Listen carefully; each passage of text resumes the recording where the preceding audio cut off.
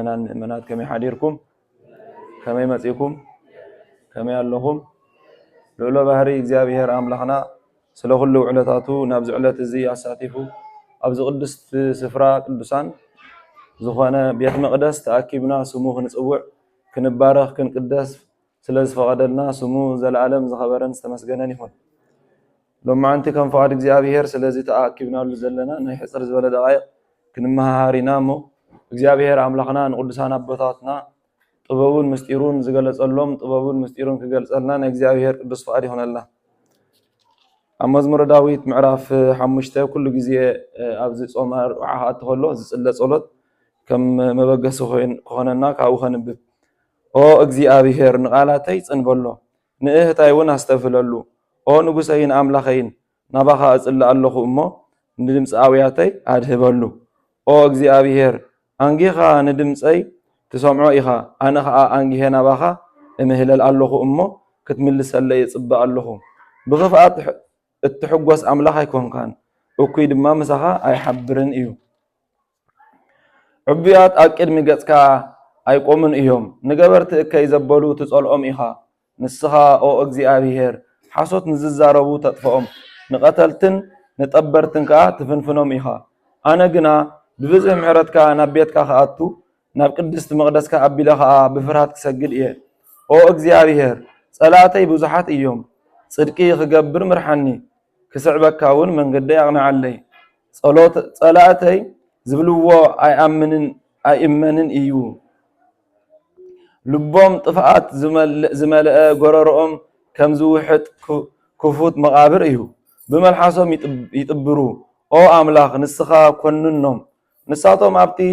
ዝዓለምዎ ምኽሪ ይውደቑ ካባኻ ዓልዮም እዮም እሞ ብዙሕ ዓበሳ ስለ ዝገበሩ ስጎጎም ኣባኻ ዝዕቀቡ ኩሎም ግና ይተሓጎሱ ንስኻ ኣጽሊልካሎም ኢኻ እሞ ንዘለዓለም እልል ይበሉ ንስምካ ዘፍቅርዎ ድማ ብኣኻ ይፈስሁ ኦ እግዚአብሔር ንጻድቕ ንስኻ ትባርኾ ከም ብወልጣ ከም ብጸጋ ትኸቦ ምስጋና ንኣብ ንወልድ ንመንፈስ ቅዱስ ንዘለዓለም ዓለም ይሁን ሎማዓንቲ ካብቲ ክንበበልና ዝጸንሐ መጽሓፍ ቅዱስ ጥቕሲ ኣልዒልና ከም ፈቃድ እግዚአብሔር ክንመሃሪና ንሱ ድማ ብዛዕባ እዚ ሎማዓንቲ ተኣኪብናሉ ዘለና ኣብ ዝቅድስ ስፍራ ስለ መድሃኒ ዓለም ዝኽሪ ንምግባር ዕለት 27 መጋቢት ጥንተ ስቅለት ወይ ድማ ጎይታናን መድሓኒናን ኢየሱስ ክርስቶስ ብዕለት ዓርቢ ስለ ኩላትና በደል ክብል ኣብ መስቀል ዝተቀበሎ ኩሉ ግርፋት ሓራ ካብ መግዛእቲ ሰይጣን ሓራ ዝወፀናሉ ዕለት ናይ ክርስቲያን እቲ ዝዓበየ በረኸት ዝተቀበልናሉ ዕለት ማለት እዩ እዚ መዓልቲ እዚ ኩሉ መዓልቲ እኳ እንተዝእከብ ክንዛ መዓልቲ እዚኣ ክኸውን ኣይክእልን ስለምንታይ ኣቦታትና ነቢያት ቅዱሳን ብጽድቆም ብንጽህናኦም ኣገልጊሎም ንእግዚአብሔር ወላ እኳ እንተ ኣስመርዎ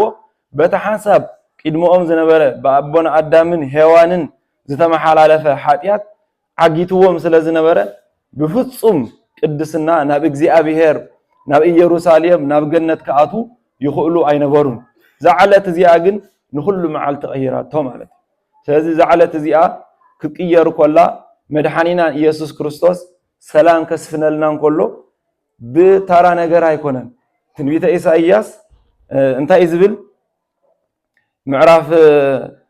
53 ዘሎ መልክዕን ውቃብን ኣይነበሮም መልክዕን ውቃብን ስለ ዘይነበሮ ምስራኣናዮ ዘፍገና ትርኢት ኣይነበሮን ንዑቁን ብሰብ ድርብይን እዩ በዓል ስቃይ ብሕማም ልዱይ ከምቲ ኣብ ቅድሚኡ ገጾም ዝግልብብሉ ሰብ እተዋረደ እዩ ንሕና እውን ገለ እኳ ኣይቆፀርናዮን ምክንያቱ ገለገለ ሰባት እንድሕር ርኢናዮም ብብዝሒ እንድሕር ሓደ ግዜ ኣብ ማሕበራዊ ሚድያ ንርእዶ ከምዚ ኣብ ኩናት ዝተጎድኡ ሰባት ገለ እንድሕር ኮይኖም ብሕማቅ ዝተሃሰዩ እንተኮይኖም እቲ ስእሊ እንታይ ዝብለካ መጀመርያ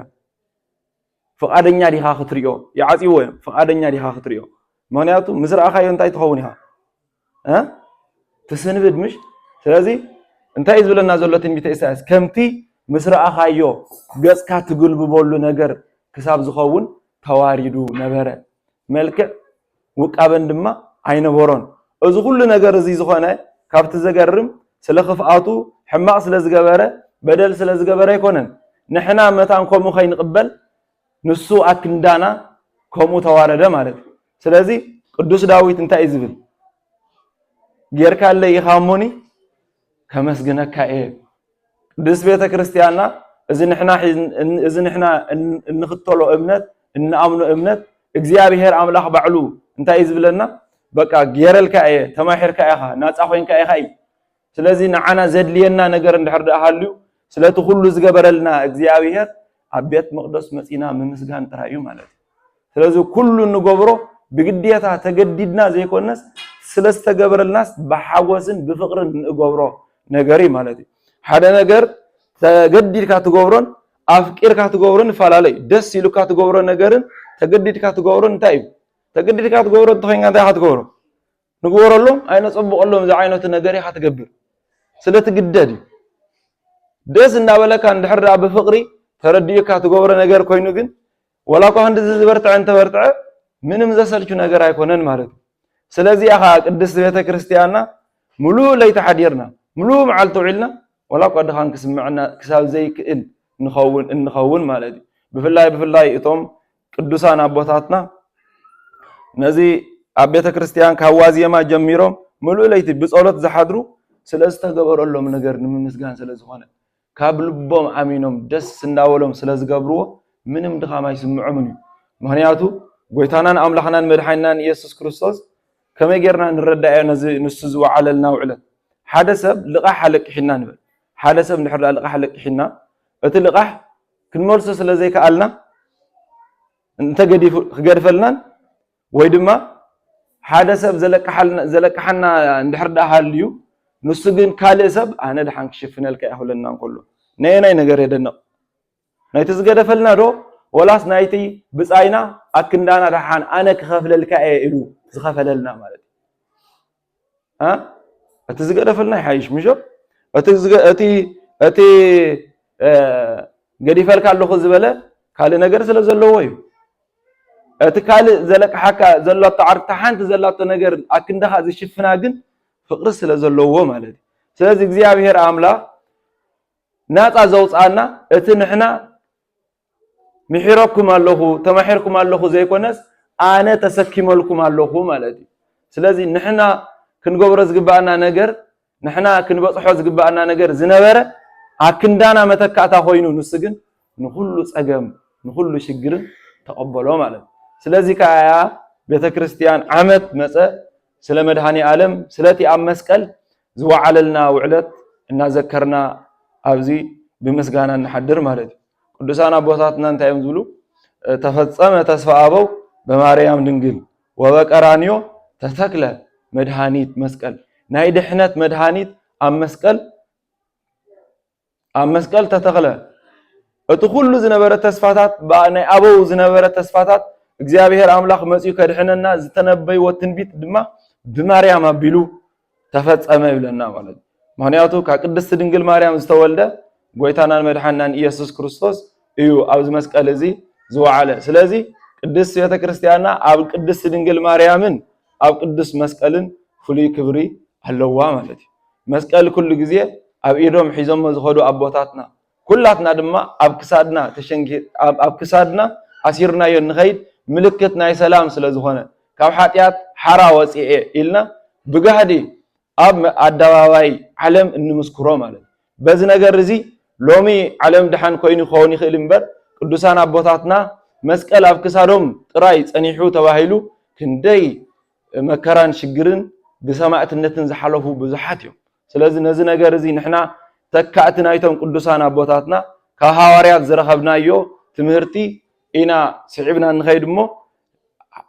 ብሸለልትነት ክሪኦ ዘይግባእና ነገር ተልዩ እዚ እዩ ማለት እዩ ስለዚህ ናይ ጎይታናን መድኃኒናን ኢየሱስ ክርስቶስ ናይ ዝዕለት እዚ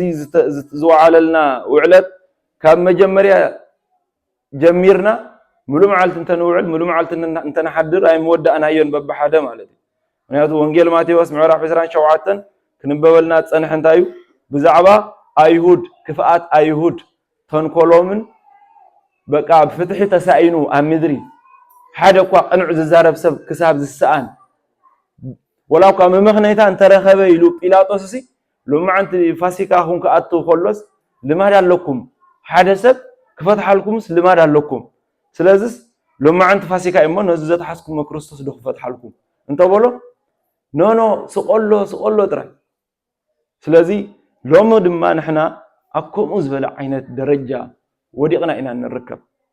ስለ ጽድቂ ስለ እቶም ዝእሰሩ ስለ እቶም ብዘይ ፍትሒ ዝእሰሩን ዝዋረዱን ክትዛረብ ኢልካ ኣፍካ እንተኸፊትካ እንታይ ንዓኻውን ሎም እንታይ